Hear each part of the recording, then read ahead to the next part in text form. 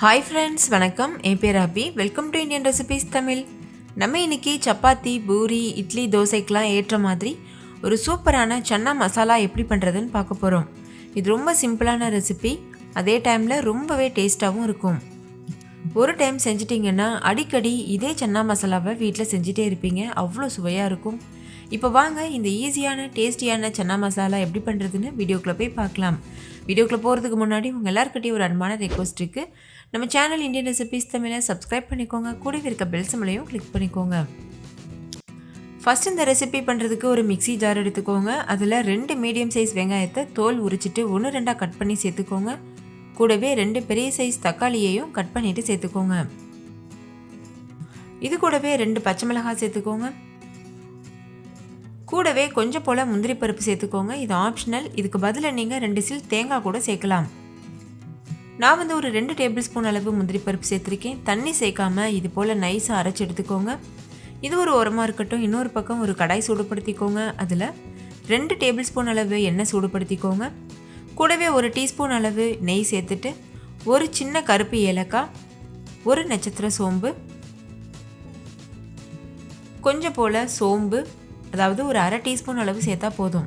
1/2 teaspoon அளவு சீரகம், இதெல்லாம் நல்லா பொரிஞ்சதுக்கப்புறமா 2 பட்டை, கொஞ்சம் போல் கிராம்பு, நான் ஒரு 2-3 கிராம்பு சேர்த்துருக்கேன். ஒரு 1/4 டீஸ்பூன் அளவுக்கு ஏலக்காய் தூள், 1 டேபிள் ஸ்பூன் அளவு இஞ்சி பூண்டு விழுது. இதெல்லாம் சேர்த்ததுக்கப்புறமா நம்ம அரைச்சி வச்சுருக்க விழுதையும் சேர்த்துட்டு கொஞ்சமாக தண்ணி சேர்த்துக்கோங்க. நான் மிக்சி ஜாரை அலசிட்டு அந்த தண்ணியை சேர்த்துருக்கேன். சேர்த்ததுக்கப்புறமா நல்லா கலந்துக்கோங்க. இப்போ இது கூட ஊற வச்ச கொண்டக்கடலை சேர்த்துக்கோங்க. நான் ஒரு 1/4 கிலோ அளவு கொண்டக்கடலையை ஒரு நைட் ஃபுல்லாக ஊற வச்சு எடுத்திருக்கேன். அந்த தண்ணியை வடிச்சிட்டு கொண்டக்கடலையை சேர்த்துருக்கேன். இப்போ இதையும் நல்லா கலந்துட்டு இது கூட மசாலா பொருட்கள்லாம் சேர்க்கணும்.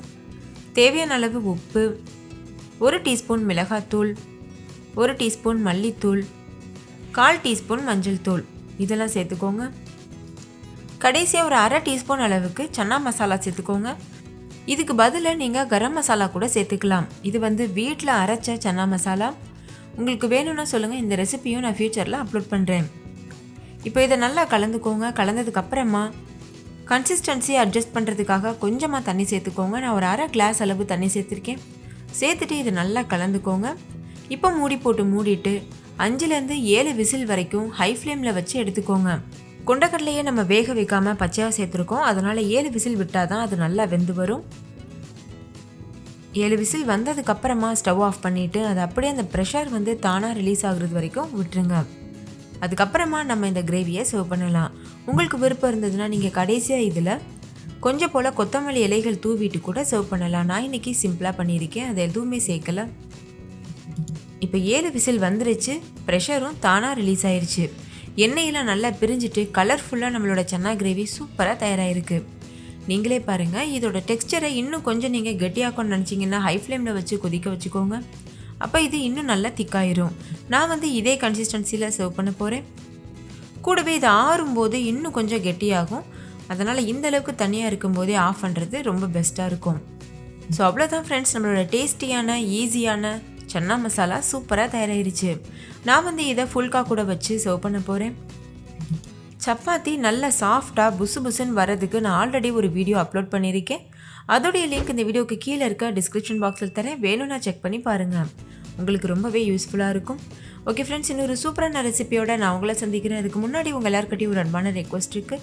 நம்ம சேனல் இந்தியன் ரெசிபீஸ் தமிழில் சப்ஸ்கிரைப் பண்ணிக்கோங்க. கூடவே இருக்க பெல் சிம்பலையும் கிளிக் பண்ணிக்கோங்க. தேங்க்யூ, பாய்.